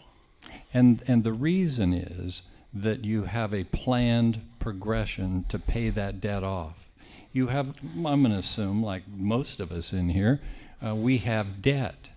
We have income. We manage our funds to pay off our income. Our plan, of course, is to carry it out as many years as we can to eventually pay that debt off. Sometimes it works and sometimes it doesn't, because there are things that happen during that 30-year period. But that's a lot like the county. We don't print money. We can't just say, well, let's pay this off. There is a process. I'll tell you, what we have in Yuba County is one of the brightest stars of most any county in this state, and that is the Yuba County Water Agency. Once we get in a position that we can build our reserves, because when things happen, they're large and expensive. But once we've put together that reserve capacity, there are many more things that we can do for Yuba County. Now, we're limited somewhat within the statute that the Assembly and the Senate put together when we were originally built, that limited us the money we could spend in certain areas. There is a bit of play in that. Let me stop you right there. Because we all hear you talking, but the fact is whenever I run out of money, I don't just get to impose on somebody else to pay my debt. So what are you referring to? I'm referring to your 1% sales tax increase. So I don't get to impose that on somebody else to pay my debt. And I'm good. We hear you talking, but the problem is the words are getting lost in translation for all of us. Okay. The fact is we don't get to impose it on somebody else. And we're not imposing it on you. Really? We're not. So whenever you decide as a supervisor, yes, that you want to put it on the ballot, that isn't imposing it on us. No. We're going to vote on it. I understand that. But the fact is we've voiced our opinion that we don't want it, period. So we don't want any more taxes. And when that vote comes through and the population says, we don't want it, that's exactly why you put it out there. Okay. Then where are you going to get the money that you need? We're going to have to do the best we can with what we have. That's how. Okay.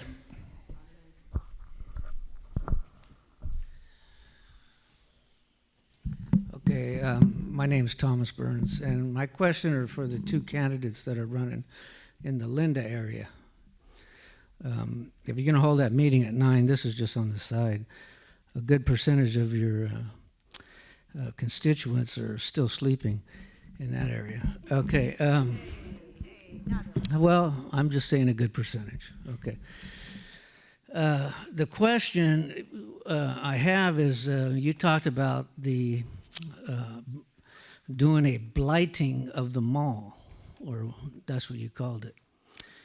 What gives you the power to do that? I mean, it's private property, isn't it?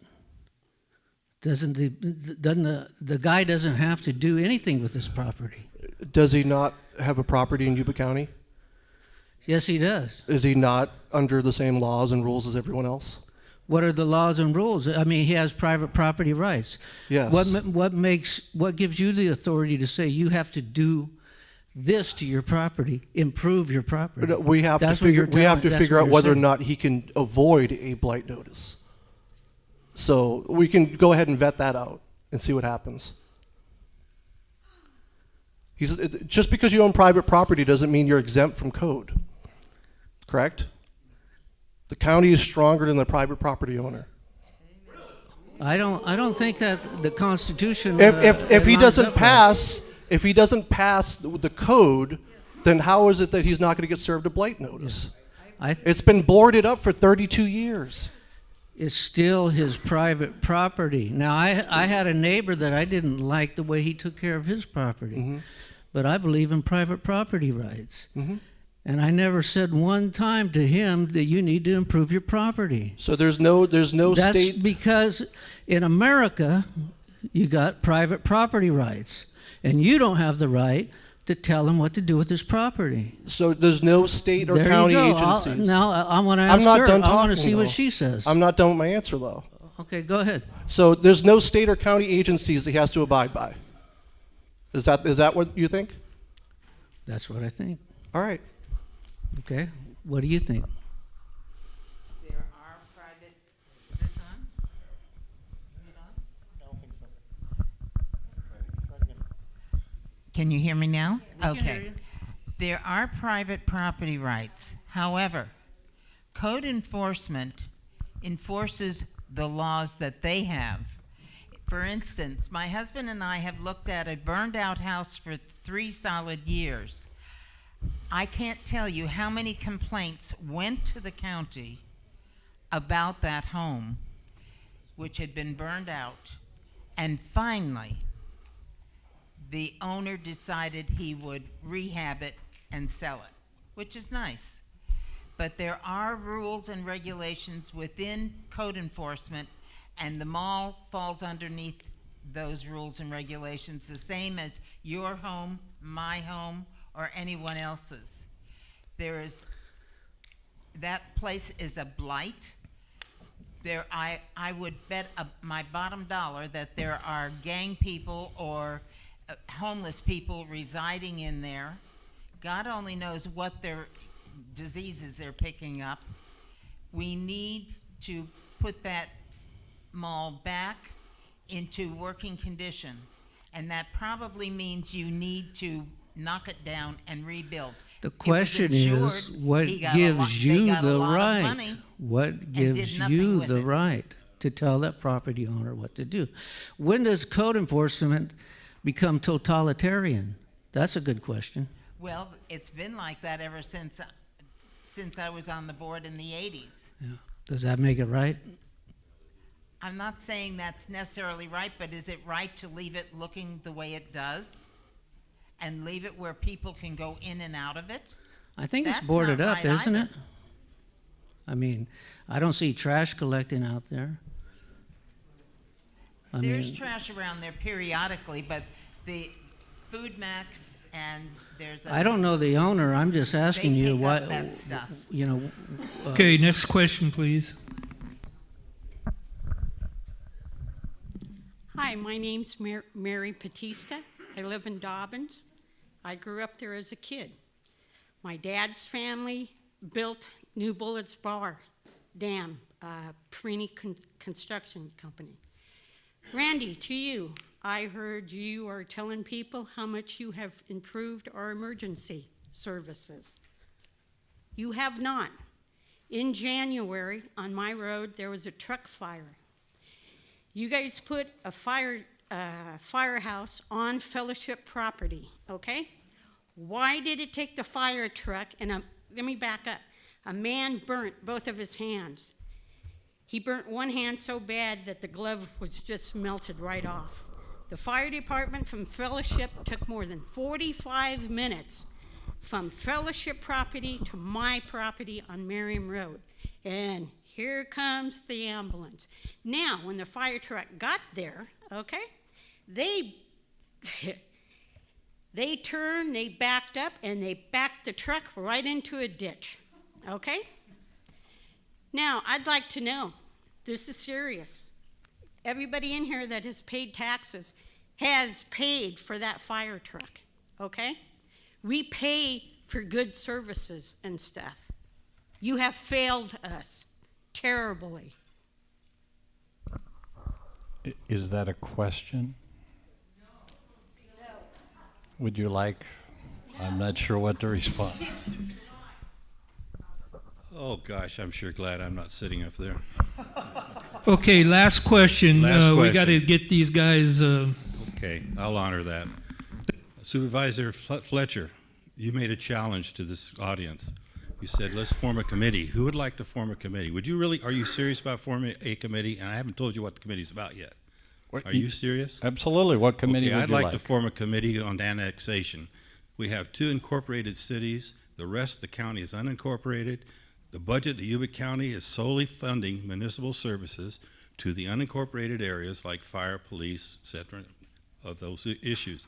You're providing municipal services as a county. Your county is being ran by special districts. It's not being ran from the Board of Supervisors, it's being ran by special districts. Every person that lives in this county of Yuba, and Marysville is not a part of the county per se. We're a charter city, we are standalone, but we are part of Yuba County. But we have a free independent decision making. But I challenge you to form a committee, or anyone else on this committee who may replace you, to talk about annexation. We have 2 unincorporated cities, that's Wheatland and Marysville. Marysville cannot grow, absolutely cannot grow. We're not contiguous to any part of Yuba County. Wheatland could be. But you guys on the board, and I served on that board for 8 years, guys, so I pretty well know what's going on. And the water agency. One of the gentlemen said, when you need money, where do you go? Do you tax people? No, you guys go to the bank. Who's the bank? The water agency. You serve as the board of directors on the water agency, the very issue that you serve as the board of supervisors. So you see you need money, you hop over, put another hat on, and then query with your 5 votes out of the 7 to loan the money. And the unfunded mandate, that's very interesting, because when you were paying, as Marysville is, paying PERS a 3% interest on the unfunded mandate, you guys were smart. You borrowed the money, and now you're paying 1%. So you saved the citizens 2%. I tip my hat to you. That was a very smart move. I think Robert Bendorf was very smart in that area. But annexation would help the cities, and it definitely would help the counties. So I challenge you to set that up. It's a new year beginning, new budget cycle. I would be honored to serve on that, and I think I could get somebody from Wheatland to serve on it. And let's see what we can do to improve the county as a whole, not just the 5 districts under the Board of Supervisors. And Marysville is District 2, incidentally, for your information. I'd like to hear from all of you where you stand on annexation. But so, you're the committee former, Randy. Sure, I have no problem.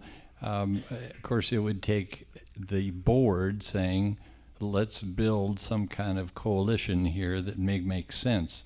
And if the city of Marysville were serious about this, they'd be right at the forefront of it. I will be there. The forefront. I will be there. And then we can see what could happen with Linda and Oliver.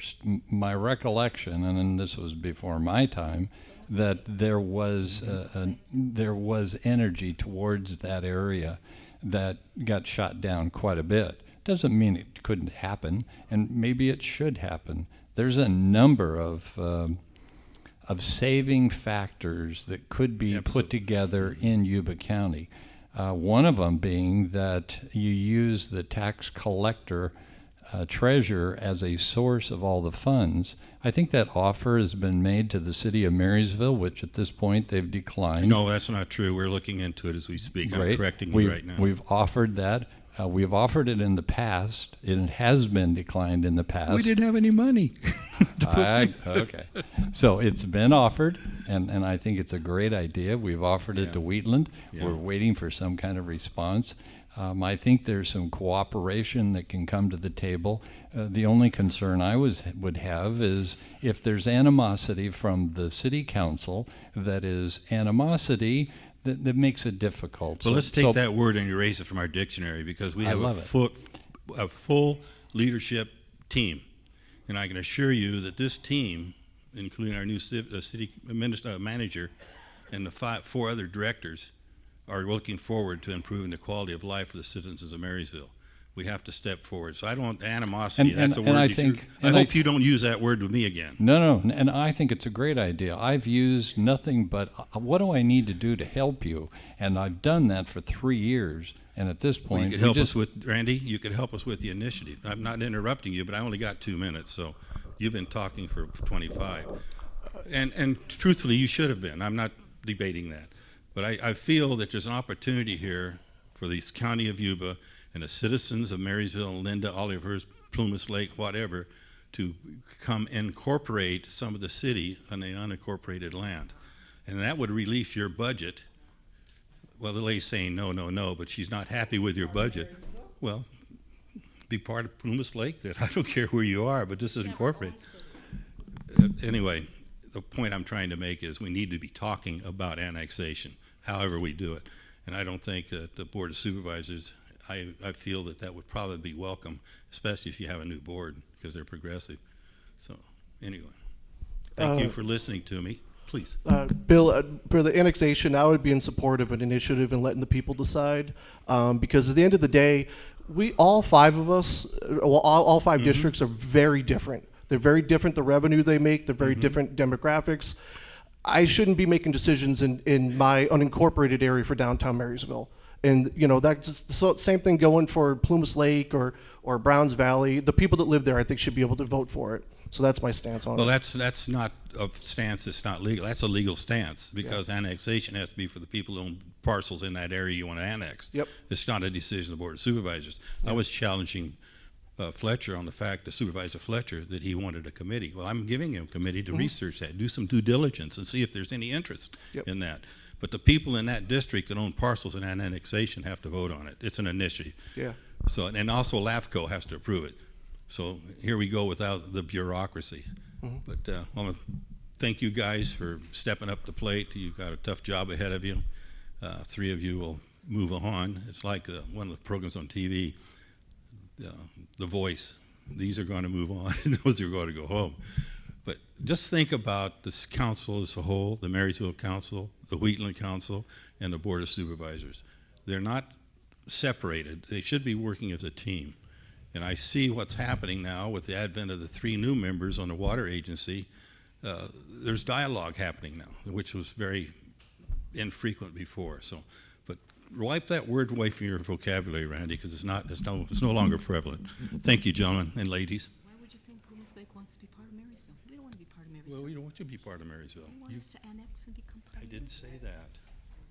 I'd like to say that I really appreciate the territorial dispatch. I read it and I like it.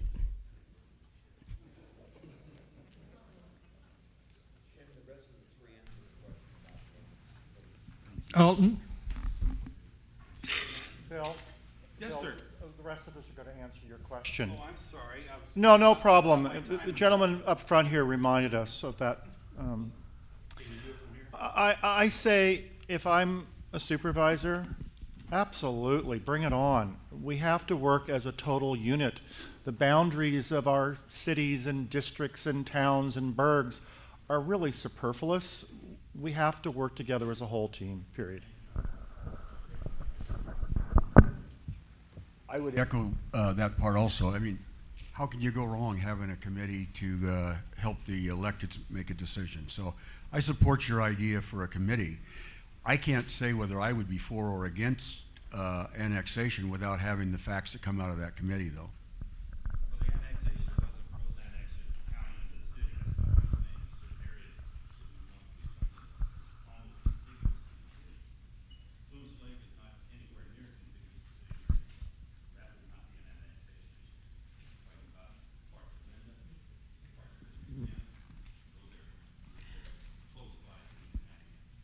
I tend to agree with you, Bill. Though, being on the board, I want to represent what the people want, and that's important. And consequently, I would want it on a ballot for them to vote on. But personally, I mean, let's face it, the post office has already changed our addresses. I live in Marysville according to the post office, though when I look at my neighborhood, we're still in Linda. Consequently, I'd like to see it go to the vote of the people, and if they agree they want to be annexed, let's go for it. They wouldn't bother me in the least.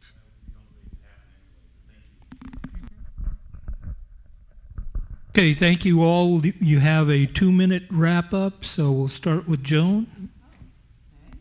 Gotta put my eyes on.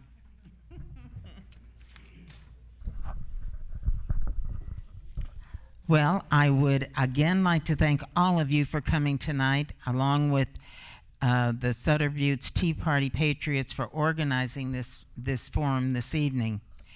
District 1 is my home, and it's been my home for nearly 50 years. I love my community, and I want it to be the best that it can be. Our residents deserve nothing less. It's time for a change. I will work tirelessly to make District 1 a place that new businesses and residents want to come to. I ask you to please vote for me, Joan Saunders, as your new supervisor. Together, we can make a difference. And thank you again.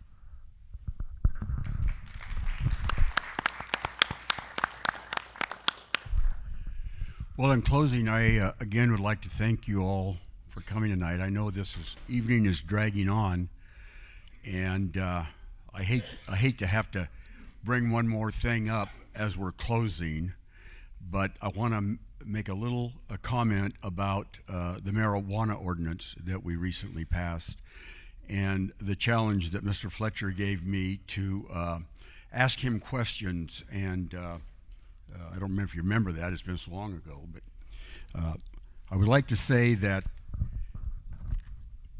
it took the Board of Supervisors 4 ordinances to get the marijuana ordinance close to being the right thing to do. Mr. Fletcher was only involved in the last 2, but it still took 4. My biggest complaint with the last 2 ordinances has been personal property rights and how those are handled through this. Now, the last ordinance that they just changed, it actually allowed the code enforcement to put levies against the property without notifying the property owner. It actually says that in the ordinance, that they don't have to. But they changed that. So now the ordinance is considered a nuisance ordinance. The marijuana ordinance is a nuisance ordinance. And on the day that it passed, I sent Mr. Fletcher an email. And I said, in the past, public nuisance issues usually were no more than someone emptying their trash on another person's property, usually a vacant lot parcel. The county would notify the property owner and give them so many days to correct the issue, or the county would put a lien on the property for the expense of the cleanup. How will this process work to notify a landowner that there is an illegal marijuana nuisance on their property? Now, you got to realize there's a lot of properties up there that might be over 100 acres. And I only have close to 50 acres, but there's parts of my property I haven't been to for years. No reason to go there. So if somebody's growing marijuana on your property illegally, how would that process work? And I also noted to him that both Yuba County, the state of California, and the federal government have also illegal marijuana grows on their property. So that just proves that it isn't easy for a private property owner to know everything that's going on in their property. So I asked him, after giving this email I said, I don't see this clearly addressed in the ordinance. And this was his reply, and I think it's kind of telling. John, great question. I think it was a great question. I have the same concern. Staff will be working on this, and I will get back with you. And that was the last I talked to Randy, and that was October. So I think that's kind of like challenging me to ask questions. I ask a lot of questions, and I don't get a lot of answers. I get a lot of no response. So I don't know whether it's coming directly from Randy Fletcher, our supervisor, or his handler, Crystal Martin, but the communication is lacking. Other than that, I'd like to see us all, and when this election is over, have a more unified 5th district than we've had for the last many years. And even though I've been a little tough on Mr. Fletcher, it's all been true and it's all can be backed up. But I do want to have a unified 5th district when we get done with this election, and I will work hard to see that that happens. So I hope that you'll tell your friends to vote for Missler, the guy with the smiley face on that sign over there. Thank you.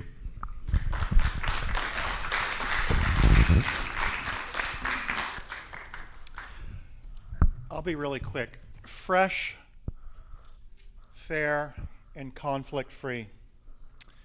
Vote for Alton Wright for your next supervisor for District 5. I humbly ask for your vote. Thank you for the occasion tonight. It's been fantastic. Good night.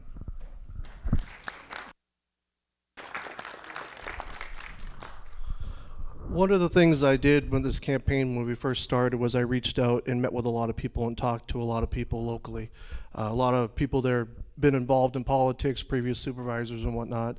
One of the people I met with was John. And John said something to me that has pretty much rung in my ears every single day of the campaign. He recited an old Ross Perot quote where he said, if someone as blessed as I am won't clean out the barn, who will? I think about that every single day. I think about it every house I knock on, every new supporter I gain, and every person in my district that deserves better. So with that, I'm going to leave you guys that I'm putting my money where my mouth is. I'm going to be out there in the streets working and fighting this thing to June 5th. So I hope to get your support, and God bless. Thank you.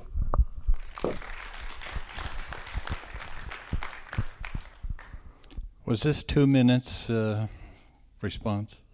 Go, Randy, go. So, I'm not here to attack anyone, even though that's kind of how it all started off. I think you run on your own merits. I think you do the best job you can individually. You are a team player. There is no one on the board that has the authority to do everything. You just don't have it. You might think you do, but you don't. To respond to John's question, and the question was, well, what about my other 50 acres?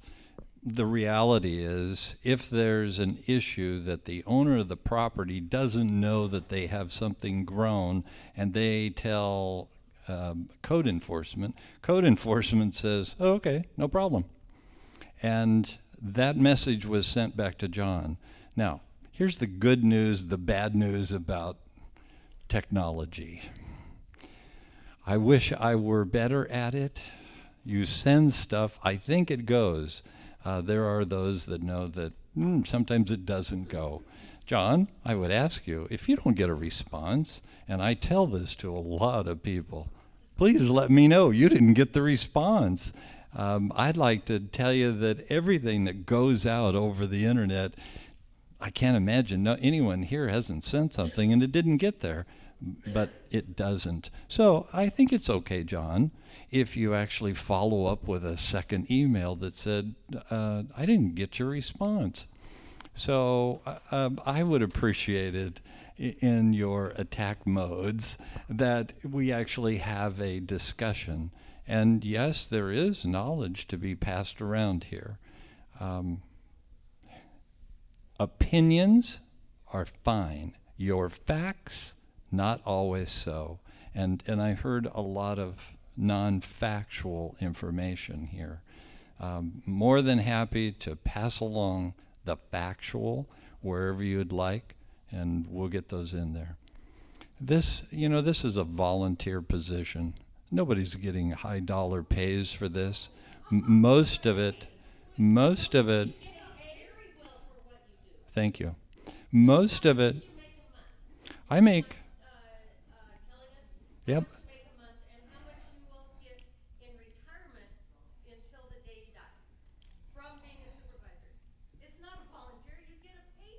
Yes, I do. Okay, and it's this is a wrap up. Sure.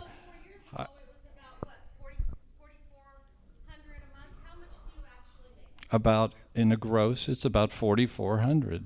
And with that 44, you're good. That's great. That's perfect. And that generates about 3,300. And of the 30, I just telling you, from that 33, how much is donated back to the community? Do you have any idea? No. A lot. A lot. Yes. Yes. Okay. This is a wrap up. The questions are by. You can attack him at some point in the future. Unless you people want to put these chairs away tonight, please, let's get on with it. Thank you very much. Thank you very much for coming this evening.